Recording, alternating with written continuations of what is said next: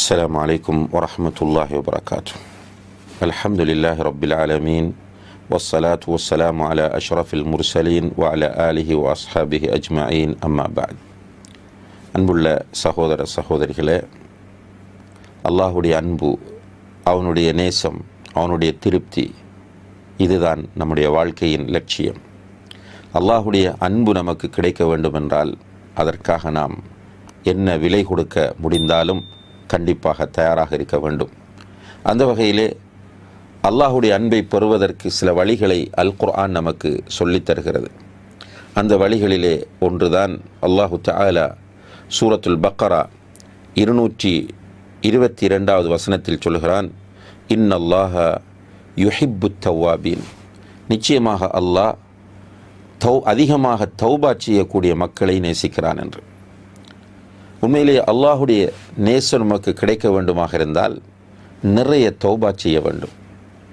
அதிலும் குறிப்பாக நாம் பலவீனமான மனிதர்கள், தவறுக்கும் மறதிக்கும் இடையில் படைக்கப்பட்டவர்கள். நம்முடைய வாழ்க்கையில் பெரும்பாலான பகுதி தௌபாவில், இஸ்திக்ஃபாரில் கழிக்கப்பட வேண்டும். நபிகள் நாயகம் ஸல்லல்லாஹு அலைஹி வஸல்லம் அவர்கள் முன்பின் பாவங்கள் மன்னிக்கப்பட்ட ஒரு தூதர் என்பது நம் எல்லோருக்கும் தெரியும். அவர்கள்தான் ஆஹிருல் அம்பியா, நபிமார்களில் இறுதியானவர். ஆனால் அவ்வலு மை யதுகுலில் ஜன்னா, சுவனத்தினுள் முதலாவது நுழையப் போகிறவர்கள் நபிகள் நாயகம் ஸல்லல்லாஹு அலைஹி வஸல்லம் அவர்கள்தான். இந்த உலகத்திலே ஆயிரக்கணக்கான நபிமார்களும் நூற்றுக்கணக்கான ரசூல்மார்களும் வந்திருக்கிறார்கள். இந்த நபிமார்கள், ரசூல்மார்கள் எவருக்குமே கொடுக்கப்படாத பல சிறப்பு அம்சங்கள் நபிகள் நாயகம் ஸல்லல்லாஹு அலைஹி வஸல்லம் அவர்களுக்கு கொடுக்கப்பட்டிருக்கிறது. அல்லாஹுடைய நேரடி கண்காணிப்பில் இருந்தவர்கள்.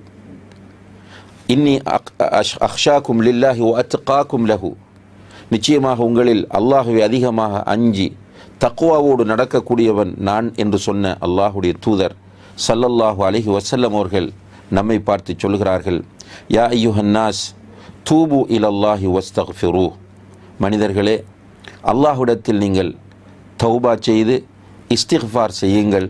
ஃபஇன்னி அதூபு இலல்லாஹி ஃபில் யௌமி மிஅத மர்ரா, நான் ஒரு நாளைக்கு அல்லாஹ்விடத்தில் 100 தடவைகள் தௌபா செய்கிறேன் என்று சொன்னார்கள். அல்லாஹு அக்பர். அன்புள்ள சகோதர சகோதரிகளே, அல்லாஹுடைய தூதர், முன்பின் பாவங்கள் மன்னிக்கப்பட்ட நபி ஸல்லல்லாஹு அலைஹி வஸல்லம் அவர்கள் ஒரு நாளைக்கு 100 தடவைகள் தௌபா செய்தார்கள் என்றால் நம்மை போன்றவர்கள் எத்தனை தடவை செய்ய வேண்டும் என்பதை நாம் சிந்திக்க கடமைப்பட்டிருக்கிறோம். அதிலும் குறிப்பாக இன்றைய காலத்தில் நாம் அதிகமாகவே பாவங்கள் செய்கிறோம். கண்களினால், நாவினால், காதுகளினால், ஏனைய நம்முடைய உடல் உறுப்புகளால் என்று காலையில் எழுந்ததிலிருந்து இரவு தூங்கச் செல்லும் வரைக்கும் நிறைய பாவங்கள் செய்கிறோம். இப்படிப்பட்ட நாம் அல்லாஹுடைய அன்பை, அவனுடைய நேசத்தை, அவனுடைய திருப்தியை பெற்றுக்கொள்ள வேண்டுமென்றால் அதிகம் நாம் தௌபா செய்ய கடமைப்பட்டிருக்கிறோம். நாம் தௌபா செய்யும் போது நம்முடைய பாவங்கள் மன்னிக்கப்படுகின்றன. அதே நேரத்தில் அல்லாஹுடைய அன்பு நமக்கு கிடைத்து கொண்டே இருக்கிறது. நபிகள் நாயகம் ஸல்லல்லாஹு அலைஹி வஸல்லம் அவர்கள் சொன்னார்கள், ஒரு அடியான் தௌபா செய்யும் போது அல்லாஹு தஆலா உச்சகட்ட மகிழ்ச்சி அடைகிறான். அல்லாஹு அக்பர். ஒரு அடியான் தௌபா செய்யும் போது அல்லாஹ் உச்சகட்ட மகிழ்ச்சி அடைகிறான். உச்சகட்ட மகிழ்ச்சி என்று சொன்னால் அதை ஒரு உதாரணத்தின் மூலம் அல்லாஹுடைய தூதர் ஸல்லல்லாஹு அலைஹி வஸல்லம் அவர்கள் சொல்கிறார்கள். ஒரு மனிதன் தன்னந்தனியாக பாலைவனத்திலே ஒரு பயணம் செய்கிறான். இப்படி பாலைவனத்தில் பயணம் செய்கிற அந்த மனிதன் ஒரு இடத்திலே ஓய்வெடுப்பதற்காக வேண்டி தன்னுடைய ஒட்டகத்தை விட்டு கீழே இறங்குகிறான். அந்த ஒட்டகத்தில் தான் அவனுக்கு தேவையான அனைத்தும் இருக்கிறது. பாலைவனத்தில் அவனை தவிர வேறு யாரும் கிடையாது.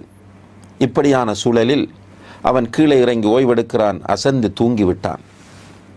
கண் விழித்து பார்த்தபோது அவனுடைய ஒட்டகத்தை காணவில்லை. ஒட்டகம் போய்விட்டது என்றால் அவனுடைய வாழ்க்கையை போய்விட்டது என்பதுதான் அர்த்தமாகும். இந்த மனிதன் கை சேதப்படுகிறான், தடுமாறுகிறான். அவனுக்கு என்ன செய்வது என்றே தெரியவில்லை. இப்படி இருந்த இந்த மனிதன் அசதியினாலும் கவலையினாலும் மீண்டும் அதே இடத்தில் உறங்கி விடுகிறான். ஏனென்றால் அவனுக்கு வேறு வழியே இல்லை. அவனுக்கு மௌத்தை தவிர வேறு ஒன்றும் கிடையாது. அப்படியான நிலையில் அந்த இடத்திலே உறங்கிய மனிதன் மீண்டும் தூக்கம் கலைந்து கண் விழித்து பார்த்தபோது அவனுடைய ஒட்டகம் அவனுடைய பொருட்களோடு அப்படியே அவனுடைய கண் முன்னால் வந்து நிற்கிறது. அவன் அதை பார்த்ததும் உச்சகட்ட மகிழ்ச்சி அடைந்தான். மகிழ்ச்சியின் அந்த உச்சகட்டமான நிலையினால் அவன் என்ன பேசுகிறேன் என்று தெரியாமல் தன்னுடைய கைகளை வானத்தை நோக்கி உயர்த்தி சொல்கிறான், அல்லாஹும்ம அன்த அபுதி வ அன ரப்புக். யா அல்லாஹ், நீ என்னுடைய அடிமை, நான் உன்னுடைய எஜமானன் என்று சொல்கிறான். இது அவன் மகிழ்ச்சியின் உச்சகட்டத்திற்கு போனதனால் ஏற்பட்ட ஒரு நிலை. இதைவிட அதிகமாக ஒரு அடியான் தௌபா செய்யும் போது அல்லாஹ் மகிழ்ச்சி அடைகிறான் என்று நபிகள் நாயகம் ஸல்லல்லாஹு அலைஹி வஸல்லம் அவர்கள் சொன்னார்கள். உண்மையிலேயே பாவிகள் என்கிற நிலையில் நாம் செய்ய வேண்டிய தௌபா ஒரு பக்கம் இருக்க, அல்லாஹுடைய அன்பையும் அவனுடைய கருணையையும் அவனுடைய நேசத்தையும் பெற்றுக்கொள்வதற்காக வேண்டி நாம் அதிகம் தௌபா செய்ய வேண்டிய தேவை நமக்கு இருக்கிறது. நபிகள் நாயகம் ஸல்லல்லாஹு அலைஹி வஸல்லம் அவர்கள் ஒரு மஜ்லிஸிலே உட்கார்ந்தால் பல தடவைகள் அதிலே அவர்கள் இஸ்திக்ஃபாரும் தௌபாவும் செய்வார்கள் என்பதை சஹாபாக்கள் சுட்டி காட்டுகிறார்கள். எனவே அன்புள்ள சகோதர சகோதரிகளே, நாமும் பாவங்கள் செய்தாலும் அந்த பாவங்களை அல்லாஹ்விடத்திலே முறையிட்டு அதற்காக தௌபா செய்ய வேண்டும். நமக்கு சில நேரங்களில் செய்த பாவங்கள் தெரியாமல் இருக்கும், நம்மை அறியாமல் சில பாவங்கள் செய்திருப்போம், செய்த பாவங்களை மறந்திருப்போம். எல்லாவற்றுக்குமாக சேர்த்து பொதுவாக நாம் அதிகமாக தௌபா செய்ய வேண்டும்.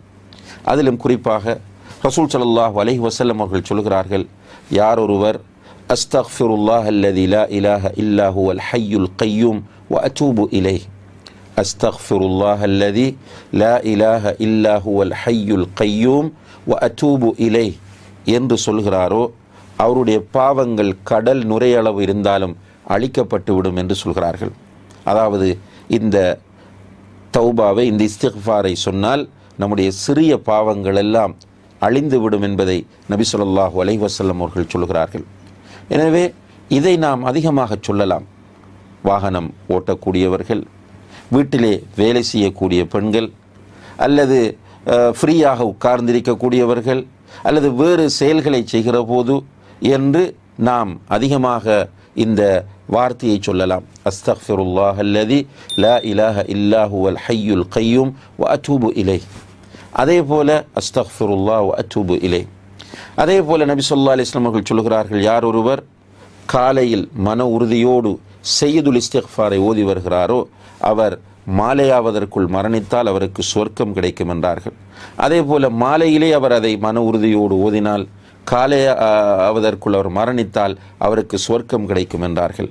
எனவே அந்த செய்யுதுல் இஸ்திக்ஃபாரையும் நாம் மனனமிட்டு, அல்லாஹும்ம அன்த ரப்பி லா இலாஹ இல்லா அன்த் خلقتني وأنا عبدك وأنا على أهدك ووعدك ما استطعت أعوذ بك من شر ما صنعت أبوء لك بنعمتك علي وأبوء بذنبي فاغفر لي فإنه لا يغفر الذنوب إلا أنت என்கிற இந்த செய்யுதுல் இஸ்திக்ஃபாரை நாம் ஃபஜ்ருக்கு பிறகும் அஸருக்கு பிறகும் வளமையாக ஓதி வரும்போது அல்லாஹுடைய அன்பை, அவனுடைய மன்னிப்பை நம்மால் பெற முடியும்.